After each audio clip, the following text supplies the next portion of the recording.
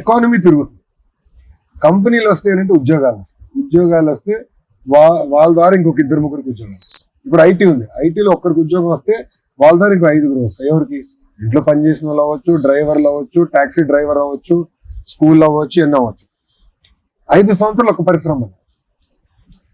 ఇప్పుడు 2 సంవత్సరాలు కష్టపడితే ఇప్పుడు టేక్ ఆఫ్ అవుతుంది. మొన్న ఈ 3 నెలలు చూస్తే ఐటీలో 33% పెరిగింది. ఏది ఎక్స్పోర్ట్స్ ఐటీ. కానీ ఇప్పటికీ మనం 11వ స్థానంలో ఉన్నాం. భారతదేశంలో విశాఖపట్నం 11వ స్థానంలో ఉంది ఐటీలో. ఇదే స్పీడ్ కానీ కొనసాగితే 2029 కల్లా 6వ స్థానానికి వస్తాం. ఇది ఎందుకు చెప్తున్నానంటే ఆదాయం పెరగాలి, తద్వారా సంక్షేమం కూడా పెంచాలి. ఏమైందంటే ఆదాయం పెరగల అంటే అప్పులు చేశారు. ఎవడు కట్టాలి ఇప్పుడు అప్పులు? ఎట్లా కట్టాలి? చెత్త పైన పన్ను, కరెంటు ఛార్జీలు పెన్ను, ఇవన్నిటి వల్ల ఏంటంటే భారం మొత్తం మన పెన్ను. ఇప్పుడు బాబు గారు అందుకని కరెంట్ ఛార్జీని పెంచుకోండి, మీరు ఆదాయం సంపాదించి చూసుకుంటారు. చేనేత చదువులు అది చేశారు, మగ్గాలు ఉంటాయి కదా ఇంట్లో అది చేశారు. సో ఇట్లా ప్రోగ్రాముల రూపం ఆదాయం పెంచాలనేది అంతా. సో అందుకే మంగళగిరిలో కూడా ఏంటంటే పరిశ్రమలు తీసుకోవాలి. ఇప్పుడు నా పైన ఉన్న బాధ్యత కూడా అంటే ఎక్కువ మందికి ఉద్యోగాలు ఉపాధి కల్పించే పరిశ్రమలు తీసుకోవాలి. సో అందుకే మీరు చూస్తే ఇక్కడ మనకి కిచెన్ ఉంది కదా, అక్షయ పాత్ర కిచెన్ దగ్గర 100 ఎకరాలు ఉంటే ల్యాండ్ పూలింగ్ తీసుకుని ఇప్పుడు 70 ఎకరాలు మనకు వచ్చి ఉంటాయి. అంటే ప్రభుత్వ భూమి లేదు ఇక్కడ. ఇట్లా చిన్న పరిశ్రమలు తీసుకొస్తే మన పిల్లలకి మంచి ఉద్యోగాలు ఉపాధి ఇక్కడనే వచ్చేటట్టు చేయాలి.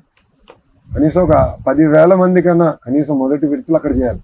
అట్లా ప్రతి నియోజకవర్గంలో చేయాలి. చదవాలి, మన దగ్గరనే ఉండాలి, ఇక్కడనే ఉద్యోగాలు చేయాలి. ఇప్పుడు ఇంత బాగా చదివిస్తున్నారు, కారణం ఏంటి? సొంత కాలపైన నిలబడడానికి కదా. సొంత కాలపైన ఎట్లా నిలబడతారు? ఉద్యోగాలు ఉపాధి వస్తాయి. ఉద్యోగాలు ఉపాధి ఎట్లా వస్తాయి? కంపెనీలు పెట్టి, పెద్ద కంపెనీలు కూడా, చిన్న కంపెనీలు కూడా. ఇప్పుడు ఈ చిరుతిండ్లు ఉంటాయి, ఈ కుర్కురే లాంటివి, అవి ఎంత పెద్ద కంపెనీలు అవి ఒక్కొక్కరికి 10,000 మందికి 15,000 మందికి ఉద్యోగాలు ఇస్తాయి. అలాంటి పరిశ్రమలు కూడా తీసుకొస్తే ఏమవుతుందంటే మొత్తం మన పిల్లలకి మంచి భవిష్యత్తు. సో ఒక పక్కన ఐటీ ఉండాలి, ఇంకో పక్కన ఈ స్మాల్ అండ్ మీడియం ఎంటర్ప్రైజ్. అది చాలా బాధ్యత పెరిగిందే తల్లి, కసి పెరిగిందిలే. మీరు 2019లో నేను ఓడిపోయా కదా, అప్పుడు నాలో కసి పెరిగింది. ఇలా చేయాలి అంటే నేను మీకు దగ్గర అవ్వలేకపోయినా ఒక బాధ. నేను 23 రోజుల ముందర వచ్చా. నేనేంటో మీకు అర్థం అవ్వాలి, మీ సమస్యలు ఏంటో నాకు అర్థం అవ్వాలి. వాస్తవంగా చెప్తా. 5 సంవత్సరాలు నేను చెప్పారు, 5 సంవత్సరాలు కష్టపడరా అని. 5 సంవత్సరాలు అనేక కార్యక్రమాలు చేసాం. నేను మీ మనసు గెలుచుకున్నాను, మీ సమస్యలు అర్థం చేసుకున్నాను, దశల వరకు చేసుకుంటాను. నాకు కూడా ఏంటంటే అన్ని సమస్యలు పరిష్కారం ఒక రోజులో చూపించినట్టు. ఇంటి స్థలాలు ఉంది, రెగ్యులరైజేషన్ చేస్తాను, 3,000 అయింది. రేపు ఎల్లుండి ఉంది, ఇంకో పెడుతూ చేస్తున్నాం, 3,000 రేపు ఉంది. రేపుందా మీరు? రేపు మళ్ళీ 3,000. ఇప్పుడు ఒకటి ఉందమ్మా, అదేంటంటే మన నొల్కపేట అక్కడ ఉంది కదా కొండ, అంతా అటవీ భూమి. అది చేయాలంటే కేంద్ర ప్రభుత్వంతో సంప్రదింపులు చేయాలి. ఆ పని కూడా ప్రారంభించి ఇట్లా దశల వారీగా చేయాలి. ఒకే రోజు మన సమస్యలు పరిష్కారం. కానీ కష్టపడాలి, చిత్తశుద్ధిగా చేయాలని నా తప్పని. దానికి మీ అందరి సహకారం కావాలి. ఇంకా కష్టం పని చేస్తా, ఆడుతూ పాడు చేద్దాం. ఇది మన నియోజకవర్గం, మన సమస్యలు మనమే పరిష్కరించుకోవాలి, కలిసికట్టుగా పని. ఓకేనమ్మా? మంచి పరిశ్రమలు మీకు ఇప్పుడు ఇవన్నీ క్వాంటమ్ ఇవన్నీ వస్తున్నాయమ్మా. Next generation technology. బాబు గారు క్వాంటమ్ అంటున్నారు కదా, అది నెక్స్ట్ జనరేషన్ టెక్నాలజీ. మన పిల్లలకి మంచి ఉద్యోగాలు ఉపాధి కల్పించారు. అన్ని అమ్మా మీరు ఏమంటానంటే హైటెక్. మన స్పేస్ కూడా పంపించాం రాకెట్. మన తయారు చేసే పరిశ్రమల దగ్గర కుట్టు పరిశ్రమల దగ్గర అన్ని ఉండాలి. అప్పుడే సమాజం బాగుంది. అంతేగాని పెద్ద షాపులు ఉండాలి, తోపుడు బండ్లు ఉండకూడదు అనుకుంటే తప్పదు. అందరూ ఉండాలి, అప్పుడే సమాజం బాగుంటుంది. దీని బలం సొంతకాలు పైన నిలబడుతున్నారు. ఇప్పటికీ కొనసాగిస్తున్నారు. నేను ఆపలే. సార్ నేను దుగ్గిరాల్లో నేర్చుకున్నాను సార్. దుగ్గిరాల్లో నేర్చుకున్నా టైలరింగ్ దుగ్గిరాల్లో నేర్చుకున్నా. నా బ్లౌజెస్ నేనే కుట్టుకుంటా, పక్క వాళ్ళకి కూడా కుడతా. ఇంటి దగ్గర యాక్టివిటీ కట్టాలి, మనకు కూడా ఐడియా వస్తుంది, యాక్టివిటీ ఉంటుంది, చేసుకోవాలి. ఏంటమ్మా చాలా సంతోషం. మాట్లాడినందుకు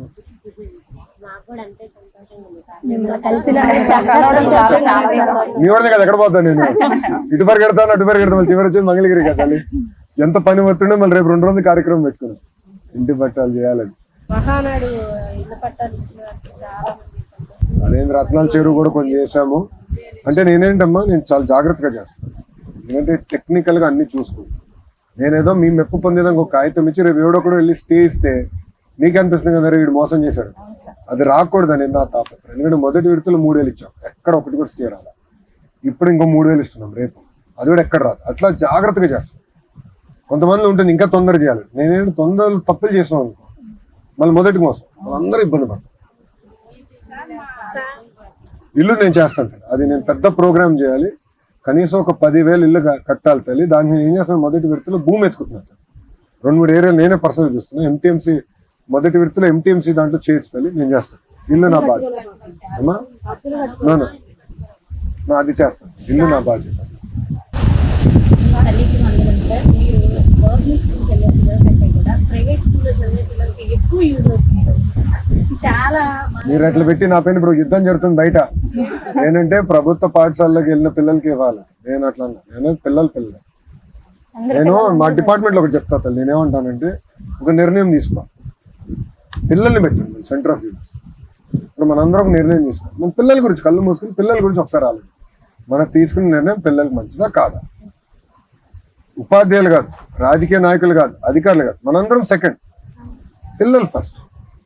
సో మనం ఏ నిర్ణయం తీసుకునే అదేనండి ఈ చర్చ. ఇది ఏ స్కూల్కి వెళ్తున్నాను, పిల్లల కోసం చేస్తున్న కార్యక్రమం. వాళ్ళ గురించి ఆలోచించినప్పుడు మనం చేసేది కరెక్ట్ అని బలంగా అట్లా చేయాలి. సో ఏ నిర్ణయం తీసుకుని అదే డిపార్ట్మెంట్ కూడా చెప్తారు. కొన్నిసార్లు చిన్నట్లు మేము ఆర్గ్యూ చేస్తూ ఉంటాం కదా, అంటే ఎందుకు వదిలేండి పిల్లల గురించి ఆలోచన. పిల్లల చదువులు అయితే 2 సంవత్సరాలు చాలా మార్పులు వచ్చినాయి. బాగా చదవాలి, పిల్లల్ని బాగా చదివించాలి. టీచర్స్ కూడా చాలా మారుతున్నారు సార్. ఆ బుక్స్ బ్యాగ్ కూడా ఈ సంవత్సరం అయితే బుక్స్ చాలా వరకు కంబైన్ చేసేసారు. టర్మ్ 1 టర్మ్ 2 కంబైన్ చేసేసారు. బరువు తగ్గించారు, చాలా నీట్ గా స్ప్లిట్ చేసాం. అంటే అన్ని ఒకటే ఉండేదమ్మా, ఇప్పుడు 2 విడతలుగా తీసేసాము. అమ్మ మేజర్ ప్రభుత్వ పాఠశాల ఏం చేశామంటే ఇది అసెస్మెంట్ బుక్లెట్ చేశాం. అంటే వాళ్ళ పిల్లలు తీసుకుంటే అన్ని ఎగ్జామ్స్ అదే పుస్తకంలో రాయాలి. నాదేమవుతుందంటే సంవత్సరం అయ్యే లోపలికి ఫైనల్ ఎగ్జామ్స్కి వెళ్ళే కదా పిల్లలు కూడా చదువుకుని ఓకే నేను ఎక్కడ వీక్గా ఉన్నాను, ఏ కాన్సెప్ట్ లో వీక్గా ఒకే పుస్తకంలో కాగితాలు పెడితే కాగితాలు పోతాయి, దొరకదు, ఎంతనా పోతాయి కదా. అట్లా కాకుండా అసెస్మెంట్ బుక్లెట్ అందుకే తెచ్చు. ఈసారి 2 సంవత్సరం నుంచి అది పెట్టా. చూడమ్మా చాలా సంతోషం. నిన్న రాత్రి 3 వరకు మా ఆవిడ ఫుట్బాల్ చూసాడు తెలియదు, నేను పడుకొని ఇలా 3 పడుకున్నా. నేను మా ఆవిడ వదిలిపెట్టలే, నాన్న ఫుట్బాల్ చూద్దాం అన్నాడు. సరదాగా పిల్లలు అడిగేది అదే కదన్నా, మా ఆవిడ నన్ను ఏం అడిగి ఇబ్బంది పెట్టాడు, అది వస్తే అడిగాడు. 3 వరకు చూసి పరిగెత్తుకుంటూ వచ్చాడు. సరదాగా చేద్దామమ్మా. నేను ఒకటే ఆలోచిస్తున్నా, బాగా చేయాలి. మీరు ఒకటే గుర్తుపెట్టుకోండి, తీసుకునే నిర్ణయాలు ఏంటంటే మనం తీసుకునే నిర్ణయం మన భవిష్యత్తు ఆధారపడి. మనకు అనిపించవచ్చు వాళ్ళు ఏదో ఒకటి ఎక్కువ చెప్పారు, ఒకటి తక్కువ చెప్పారు, అది చేద్దాం. కానీ అమ్మాయి మీరు గుజరాత్ చూడండి, ఒకే ప్రభుత్వం కంటిన్యూస్. ఒరిస్సా మొన్నటి వరకు నవీన భాయ్ ఒక్కరే వచ్చారు. ఆ రాష్ట్రాలు ఎంత అభివృద్ధి చెందిపోయినాయి. అసలు గుజరాత్ ఎక్కడికో వెళ్ళిపోయింది. అలా ఆంధ్ర రాష్ట్రాలు కూడా ఇప్పుడు అవకాశం ఉంది. ఏంటంటే మీ అందరి దయ వల్ల అటు ఎన్డీఏ వచ్చింది ఢిల్లీలో, ఇటు మనం ఎన్డీఏనే ఉన్నాం. ప్లస్ మనం ఉన్న ఎంపీలు, ఎందుకంటే మనం 25లో 21 మనం గెలుచుకున్నాం కూతురు. దాంతో ఏమైంది, మనం ఆడగలుగుతాం. ఎందుకంటే అన్ని చేయలేకపోవచ్చు వాస్తవం. ఎందుకంటే మన కోరిన అన్ని కోరికలు దేవుడే తీర్చలేదు, మన దేవుళ్ళు కాదు కదా. కానీ చేయాలన్న తపన ఉంది, తాపత్రయం ఉంది. మీరు బాబు గారు చూడండి అమ్మా, 76 సంవత్సరాలు. నేను అవుతా అంట, ఆయనలో 3 25 సంవత్సరాలు కుర్రలు ఉన్నారు, ప్లస్ 1 సంవత్సరం బేబీ పసిబిడ్డ. అంత పరిగెడతాడు ఆయన. ఆయన ఎక్కడ ఒక రోజు అలసట్టగా నీ ఆరోగ్యం బాగాలేదన్నా, నాకు అసలు నాకు జీవితంలో గుర్తులేదు తల్లి. ఒకరోజు జ్వరం వచ్చి నేను ఇంట్లో పడుకున్న రోజు నాకు గుర్తులేదు. తిరుగుతాడు, కష్టపడాలిరా, చేయాలి. ఎందుకంటే రాష్ట్ర విభజన జరిగింది, కట్టుబట్టలతో మనం ప్రయాణం ప్రారంభించాం. ఇప్పుడు హైదరాబాద్ చూసి 62 సంవత్సరాలు అందరూ కష్టపడలా, అందరం కష్టపడి అభివృద్ధి చేసాం. మీది కాదని పోమన్నా వచ్చి ఇక్కడ పడ్డాం. ఇప్పుడు అమరావతి చేస్తాం, ఇంకా కసితో చేయాలి. మనకేం తక్కువ ఆంధ్ర రాష్ట్రానికి నంబర్ 1 చేద్దాం. వాళ్ళు మన విద్య, చూసి వైద్యం, బాధపడాలి సార్. ఉద్యోగాలు, ఉపాధి అన్నిట్లో నంబర్ 1 రావాలి.